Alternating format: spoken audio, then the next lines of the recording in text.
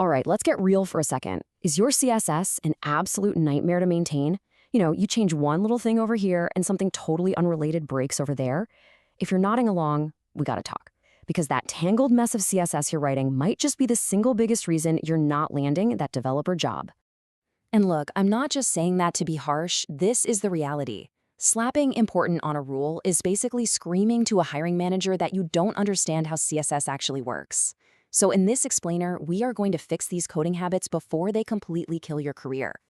You might be thinking, hey, come on, if it works, right? But that's not how professional development teams operate. Messy, disorganized code has a real, tangible cost, and it's a cost that companies are just not willing to pay. Let's break down exactly why.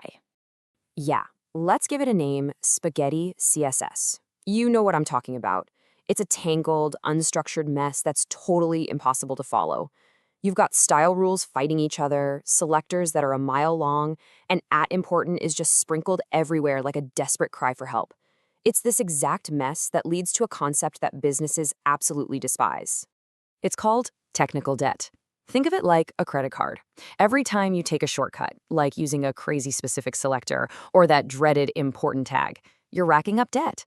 And someone, maybe you, maybe some other poor developer down the line, is going to have to pay that debt back with interest in the form of hours and hours of frustrating debugging.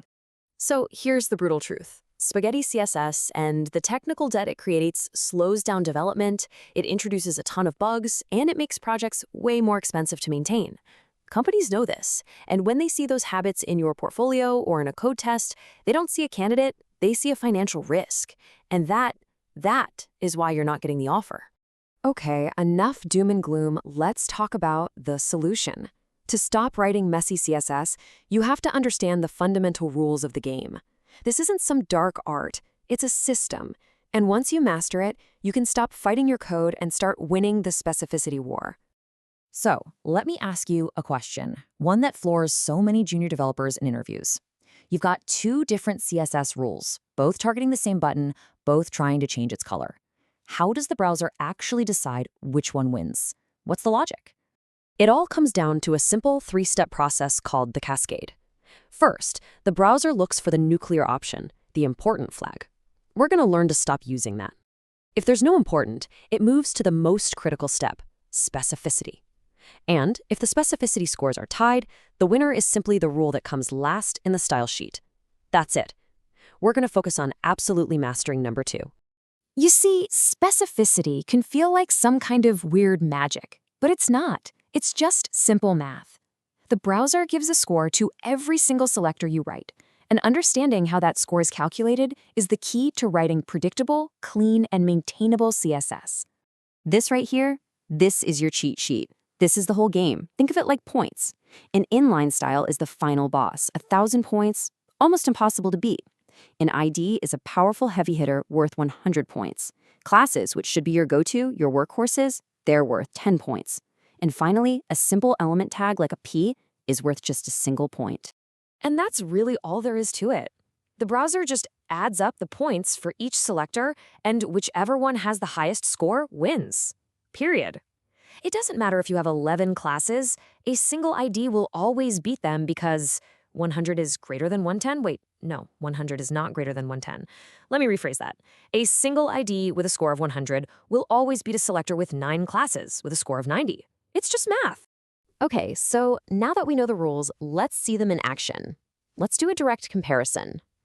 We're going to look at the kind of code that gets your resume immediately tossed in the trash versus the kind of code that gets you hired. So on the left, you see a classic junior mistake, this super long, fragile selector that's tightly coupled to the HTML structure. It's so brittle. If developer changes the HTML, your styles just break.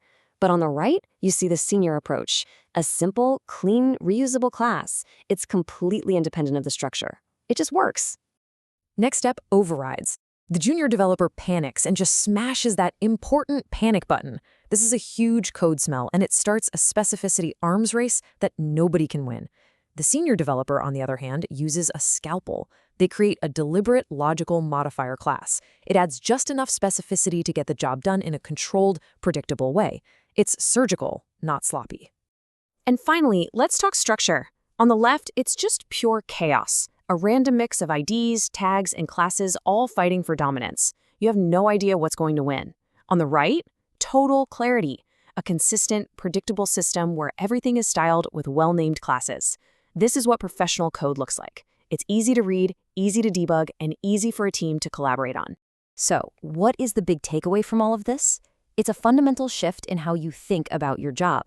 Junior developers are just trying to make it work right now. Senior developers are building things that will continue to work for years. They build things to last.